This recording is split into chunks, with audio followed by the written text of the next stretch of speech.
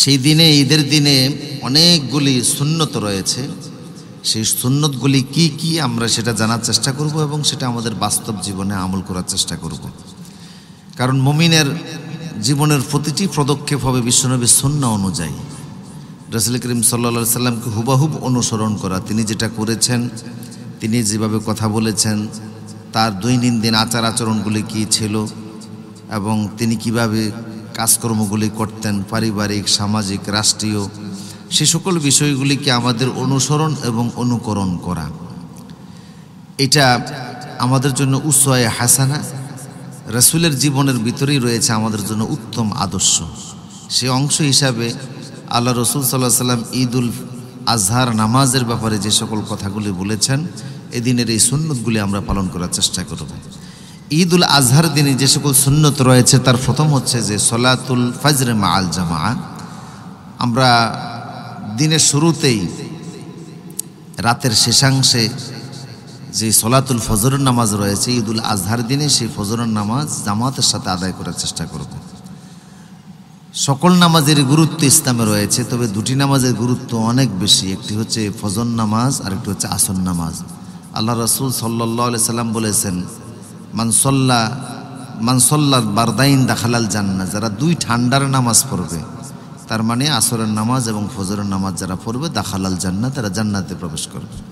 অন্য হাদিসে রাসূল করিম সাল্লাল্লাহু আলাইহি সাল্লাম বলেছেন যে লা ইউলিজান নার আহাদুন মান সাল্লা ক্বাবলা তুলুইশ শামস ওয়া ক্বাবলা গুরুবিহা, যারা ফজরের নামাজ এবং আসরের নামাজ আদায় করবে তারা কখনো জাহান্নামের আগুনে প্রবেশ করবে না। সুতরাং ফজরের নামাজ জামাতের সাথে আদায় করা। 2 নম্বর হচ্ছে আসওয়াক, মেসওয়াক করা। মেসওয়াক করা বিশ্বনবীর একটি অন্যতম সুন্নাহ এবং সুনানু আরবাউল মুরসালিন, সমস্ত নবীদের 4টা সুন্নত ছিল, তার ভিতরে একটি অন্যতম সুন্নত হচ্ছে সব নবীরা মেসওয়াক করতেন। আল্লাহ রাসূল সাল্লাল্লাহু আলাইহি সাল্লাম বলছেন যে লাউলা আশুক্কা আলা উম্মতি লা আমারতুম বিসওয়াকি ইনদা কুল্লি সালাতিন, যদি আমার উম্মতের কষ্টের আশঙ্কা আমি না করতাম তাহলে আমি বলতাম তারা যেন প্রত্যেক নামাজের শুরুতে মেসওয়াক করে। 3 নম্বর হচ্ছে ইগতিসাল, গোসল করা। সাধারণত যাদের উপর গোসল ফরজ হয় সেটা তো করাই লাগবে, আর জুমার দিনে গোসল করা সুন্নত, ঈদুল আজহার দিনে গোসল করাটাও সুন্নত, এই গোসলটা আদায় করা। 4 নম্বর হচ্ছে লুবসু আহসানুস সিয়াব, সুন্দর পোশাক পরিধান করা। লুবসু আহসানুস সিয়াব, সুন্দর সুন্দর পোশাক পরিধান করা। সুন্দর পোশাক বলতে এটা নতুন পোশাকই হতে হবে এমনটি নয়, বরং পরিষ্কার পরিচ্ছন্ন পোশাক পরা ঈদের দিনে। আর আল্লাহ পাক যাকে যে সাআত, যে তৌফিক, যাকে যে সামর্থ্য দান করেছেন, সেই সামর্থ্য অনুযায়ী সে পড়বে, কাপড় চোপড় পড়বে, তার চলাফেরা সেই রকম হবে, তার স্ট্যাটাস সেই রকম হবে, এটাই স্বাভাবিক। কারোর সামর্থ্য আছে বিমানে যাওয়া, সে যদি ট্রাকে করে যায়, বাসে যায়, এটা সে নাশুকরি করলো। কারোর সামর্থ্য আছে সুন্দর পোশাক পরিধান করা, সে যদি সেটা না করলো, এটা নাশুকরি হয়। বরং ইন্নাল্লাহা ইউহিব্বু আন ইউরা আসরা নিআমি আলা আবদিহি, বান্দার উপরে আল্লাহ পাকের যে সকল নেয়ামতগুলি রয়েছে আল্লাহ সেটা দেখতে পছন্দ করেন। এই জন্য সুন্দর পরিচ্ছন্ন পোশাক পরিধান করা যার যা সামর্থ্য অনুযায়ী। 5 নম্বর হচ্ছে তাতিব, সুগন্ধি ব্যবহার করা। সব নবীদের যে সকল সুন্নত ছিল তার ভিতরে অন্যতম একটি ছিল নবীরা সুগন্ধি ব্যবহার করতেন। বিশ্বনবী নিজেও সুগন্ধি ব্যবহার করতেন। হুজুর বলতেন যে হুব্বিবা ইলাইয়া সালাসুন, 3টা জিনিস আমার কাছে অতি প্রিয়। একটা হচ্ছে নারী, আরেকটি হচ্ছে সলাত, আরেকটি হচ্ছে সুগন্ধি। রাসূলুল্লাহ সুগন্ধি ব্যবহার করতেন এবং 2 চালু মাথার মাঝখানে তিনি সিঁথি কাটতেন এবং সেই সিঁথির মাঝখানে তিনি আতর ঢেলে দিতেন। রাসূল পাক সাল্লাল্লাহু আলাইহি সাল্লামের সিজদা দেওয়ার স্থানে সুগন্ধি গ্রাণ লেগেই থাকত। এরপরে হচ্ছে ঈদুল আজহার দিনে অন্যতম একটি সুন্নত হচ্ছে 6 নম্বর যে সুন্নতটা, আল আকলু বাদাস সালাহ।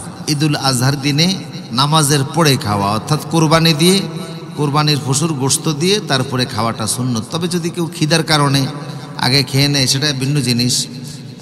কিন্তু ঈদুল ফিতরের দিনে আবার আল আকলু কাবলা সালাহ, নামাজের পূর্বে কিছু খেয়ে যাওয়া, বিশ্বনবী খেজুর খেতেন এবং বেজর সংখ্যক খেতেন। রাসূল বলতেন ইন্নাল্লাহ উইত্রুন ইহিব্বুল উইত্রা, আল্লাহ নিজে বেজর এবং বেজরকে তিনি পছন্দ করেন। সেই হিসাবে বেজর সংখ্যক 1টি 3টি 5টি 7টি এরকম করে বেজর সংখ্যক খেজুর ঈদুল ফিতরের দিনে খেয়ে যাওয়া নামাজের আগে, আর ঈদুল আজহার দিন নামাজের পরে বিশেষ করে যাদের উপর কোরবানি দেওয়ার সামর্থ্য আছে তারা কোরবানির পশুর গোশত দিয়ে খাওয়াটা এটা একটা সুন্নাহ। এরপরে 7 নম্বর হচ্ছে আজ-যিহাবু ইলাল মসজিদি বিল খুতা, মসজিদে হেঁটে হেঁটে মসজিদে যাওয়া, গাড়িতে করে বাহনে করে না গিয়ে হেঁটে হেঁটে মসজিদে যাওয়া, কারণ প্রতিটি পদক্ষেপে তখন গুনাহ মাফ হতে থাকে। এক হাদিসে এসেছে যারা জুমার দিনে আগে আগে মসজিদে যায়, গোসল করে ইমাম সাহেবের কাছে গিয়ে বসে মনোযোগ সহকারে খুতবা শ্রবণ করে, তাদের প্রত্যেক পদক্ষেপে প্রতিটি কদমে 1 বছরের গুনাহ মাফ হয়, 1 বছরের নেকি আল্লাহ আমলনামায় দান করে দেন। সুতরাং এই ঈদুল আজহার দিন এটি অন্যতম একটি সুন্নত, আজ-যিহাবু ইলাল মসজিদি বিল খুতা, পায়ে হেঁটে মসজিদের দিকে যাওয়া। এরপরে হচ্ছে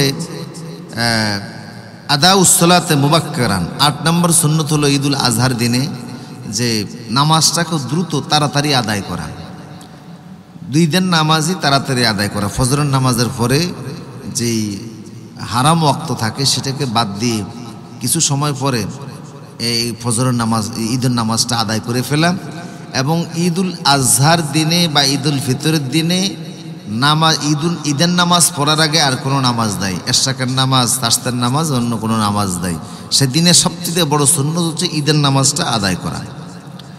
তারপরে 9 নম্বর সুন্নত হচ্ছে যে তাকবীর আলফাজ তাকবীর তাশরীফ, তাকবীরে তাশরীফের যে সমস্ত শব্দগুলি রয়েছে, আইয়ামে তাশরীকের যে সমস্ত দিনগুলি রয়েছে, সেই সকল দিনে তাকবীরটা পড়া, বিশেষ করে এই ঈদুল আজহার দিনে সেদিনও তাকবীর জোরে জোরে পড়া, জোরে জোরে আদায় করা, জোরে জোরে পাঠ করা, আল্লাহু আকবার, আল্লাহু আকবার, লা ইলাহা ইল্লাল্লাহু, আল্লাহু আকবার, আল্লাহু আকবার, লিল্লাহিল হামদ, এই তাকবীরগুলি পড়া। 10 নম্বর সুন্নত হলো আজ-যিহাবু মিনাত তারিকিন ওয়াল আউদু মিনাত তারিকিল আখার, এক রাস্তায় ঈদগাহে যাওয়া, আরেক রাস্তায় ঈদগাহ থেকে ফিরে আসা, এক রাস্তায় ঈদগাহে যাওয়া, আরেক রাস্তায় ঈদগাহ থেকে ফিরে আসা। এরপরে 11 নম্বর হচ্ছে আদাউস সালাতে মা 6 তাকবীরাত, 6 তাকবীরের সাথে ঈদের নামাজ, ঈদুল ফিতর হোক বা ঈদুল আজহার নামাজ হোক, 6 তাকবীরের সাথে আদায় করা। এই হাদিসটা 6 তাকবীরের সাথে ঈদের নামাজ আদায়, এই হাদিসটা অত্যন্ত সহিহ হাদিস এবং এটা অত্যন্ত বিশুদ্ধ হাদিস। নাসিরউদ্দিন আলবানী সহকারে অধিকাংশ মুহাদ্দিসদের মতে এটা অত্যন্ত বিশুদ্ধ একটা হাদিস, 6 তাকবীরের সাথে ঈদের নামাজ আদায় করা। 12 নম্বর হচ্ছে আল মুনকারাত, যে সকল অন্যায়মূলক, অশ্লীলমূলক, অপরাধমূলক, দৃষ্টিকটু কাজ রয়েছে, সে সকল কাজ থেকে অন্য দিনে ফিরে থাকা, এটা মুমিনের কাজ। ঈদের দিনে আরও বেশি ফিরে থাকা, দূরে থাকা, এটাকে ত্যাগ করা। কিন্তু আজকে দেখা যায় যে আমাদের ঈদের দিনে উৎসবের নামে, আনন্দের নামে যুব সমাজ বিভিন্ন ডিজে পার্টি করে, ধুমধারাক্কা তারা গান বাজনা বাজিয়ে রাস্তাঘাটে চলাফেরা করে, বিভিন্ন ধরনের ব্যান্ড পার্টির আয়োজন করে, আনন্দ বিনোদনের নামে কনসার্টের আয়োজন করে, তারপরে বিভিন্ন ধরনের সফরের নামে তারা বিভিন্ন ধরনের অশ্লীল কাজেও লিপ্ত হয়, যেটা মোটেও ঠিক নয়। কারণ মুসলমানদেরকে জেনে রাখতে হবে আমাদের ঈদের দিনগুলি আমাদের ইবাদতের দিন, সুতরাং এই ইবাদতের দিনের সাথে যেন অন্য কোনো গুনাহ মিশ্রিত না হয়। আল মুনকারাত, যে সকল কাজগুলি নিষিদ্ধ সে সকল কাজ থেকে এদিন বিশেষভাবে ফিরে থাকা। এরপরে অন্যতম আরেকটি সুন্নাহ হচ্ছে ঈদুল আজহার দিনে যে আমরা বেশি করে দুরূদ শরীফ পড়া, বিশ্বনবীর প্রতি দুরূদ শরীফ পড়া, যে কোনো দুরূদ আপনি পড়তে পারেন, বড় হোক সেটা ছোট হোক, দুরূদ ইব্রাহিম আছে, এ সকল দুরূদ শরীফগুলি পাঠ করা। আর 14 নম্বর সুন্নাহ হচ্ছে যে আল্লাহর শুকরিয়া আদায় করা, আল্লাহ পাকের শুকরিয়া আদায় করা যে আজকের ঈদের দিনে আল্লাহ আমাকে নামাজ পড়ার সামর্থ্য তৌফিক দিয়েছেন, সুস্থ রেখেছেন, কুরবানি করার সামর্থ্য দিয়েছেন, আল্লাহর শুকরিয়া আদায় করা। বিশ্বনবী এমনিতেই বলেছেন যে এই দিনসমূহের ঈদুল আজহার দিনসহ জিলহজ মাসের প্রথম দশকের আমলগুলি আল্লাহর কাছে বেশি প্রিয়। সুতরাং তোমরা এই দশকে তাকবীরাত, তাসবিহাত, তাহমিদ, তোমরা আল্লাহর শুকরিয়া, আল্লাহর প্রশংসা, আল্লাহর তাসবিহগুলি বেশি করে পাঠ করবা, তাকবীর বেশি করে পড়বা, সুবহানাল্লাহ, আলহামদুলিল্লাহ, আল্লাহু আকবার, এই জাতীয় তাসবিহগুলি আল্লাহ আমাদেরকে বেশি করে পাঠ করার তৌফিক দান করুন।